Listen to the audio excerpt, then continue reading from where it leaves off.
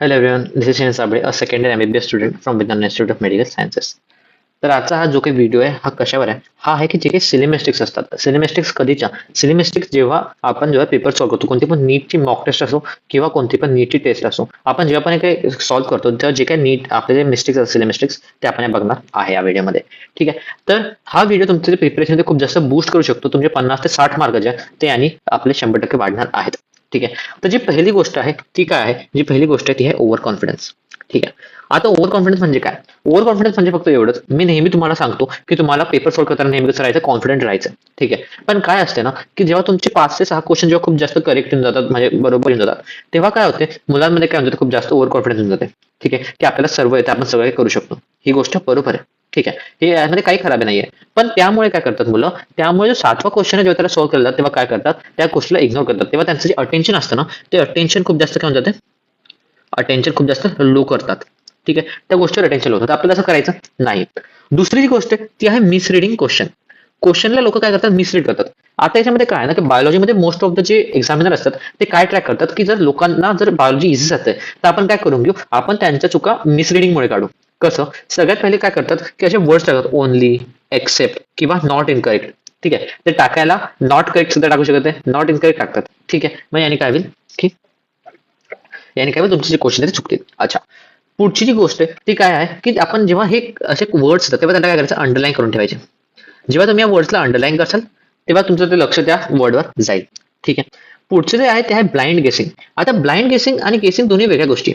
ठीक आहे, जेव्हा तुम्ही स्मार्ट गेस करतात, हे बघा, माझं नकार स्मार्ट गेस करायला बिलकुल नाही, माझं नकार आहे तुम्ही जे ब्लाइंड गेस करतात. जेव्हा तुम्हाला स्वतःहून माहिती आहे की हा टॉपिक तुम्ही नाही वाचलेला, या चॅप्टरचं तुम्हाला नाही येणार, तरी सुद्धा जेव्हा तुम्ही हा त्याच्यावर गेस करता तेव्हा आपण त्याला काय म्हणतो, ब्लाइंड गेसिंग म्हणतो. आणि जेव्हा जर तुम्ही असं करत असेल तर तुमचा -1 मार्क आहे ना फिक्स आहे, तर असं नाही करावं. ठीक आहे ना. मग आता स्मार्ट गेस म्हणजे काय? स्मार्ट गेस म्हणजे एवढंच की जेव्हा तुम्हाला कळतंय की आपण हा टॉपिक वाचलेला, आपल्याला ह्यातलं 50-50% येतं. ठीक आहे, करेक्ट होऊ शकतो किंवा रॉंग होऊ शकतो, तेव्हा तुम्ही गेस करू शकता. परंतु जर तुम्ही बिलकुल जास्त काहीच नाही तर तुम्ही ब्लाइंड गेस करताय, याचा काहीच फायदा नाही, -1च भेटणार. ठीक आहे, तिसरी जी गोष्ट आहे ती आहे OMR फिलिंगच्या वेळेस एरर. आता खूप सारे मुलं काय करतात ना की पेपर पूर्ण सॉल्व्ह करतात. ठीक आहे, याच्यावर क्वेश्चन पेपरवर त्याला टिक करतात थोडं थोडं आणि काय करतात, OMR वर शेवटी भरतात. ही सगळ्यात जास्त रॉंग स्ट्रॅटेजी आहे आपल्या मॉक टेस्ट किंवा नीटच्या टेस्टसाठी. का बरं?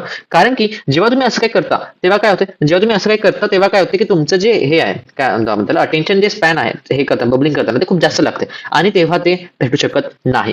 तर काय करायचं, 10 क्वेश्चन सॉल्व्ह करायचे आणि त्यावर काय करायचं, 10 क्वेश्चन सॉल्व्ह करून आपण त्याला त्याचे OMR फिल करायचे. ठीक आहे, याने तुमची जी एरर आहे ते खूप जास्त कमी होते. ठीक आहे, 10 क्वेश्चन सॉल्व्ह करायचे, 10 क्वेश्चनचे OMR फिल, बस, इझी. आता पुढची जी गोष्ट ती आहे चेंजिंग द करेक्ट आन्सर्स. याचा अर्थ काय की आपण ओव्हरथिंक करतो. तुम्ही पेपर उघडला तर तुम्हाला पहिला क्वेश्चन दिसला, तुम्ही लगेच टिक केला, दुसरा दिसला लगेच टिक केला. जेव्हा तुम्ही वापस OMR फिल कराल त्या क्वेश्चनवर असेल तेव्हा तुम्ही विचार करशाल त्या गोष्टीवर, तुम्ही खूप जास्त ओव्हरथिंक करसाल की आपण हे बरोबर केलं की नाही.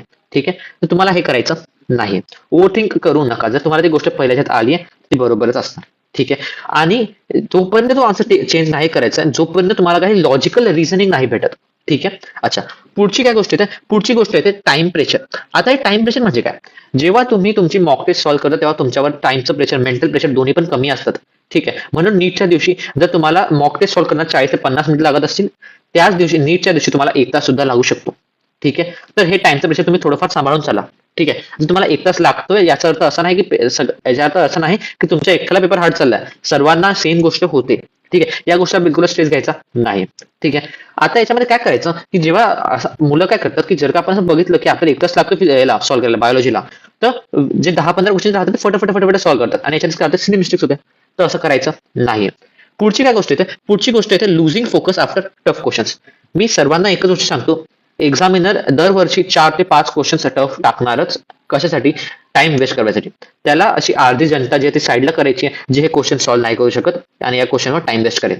ठीक आहे, एवढीच गोष्ट तुम्हाला सांगेल, तुम्ही एवढे आहेतच चांगले की तुम्हाला कळून जाईल. सगळ्यात पहिली गोष्ट की एक टफ क्वेश्चन तुम्हाला जर सॉल्व्ह करायला 5 मिनिटं लागत असेल तर 4च मार्क भेटणार आहे. ठीक आहे, आणि जर एक इझी क्वेश्चन जर तुम्ही सॉल्व्ह करसाल तरी 1च मिनिटं लागेल, पण 4 मार्क तुम्हाला भेटणार आहे.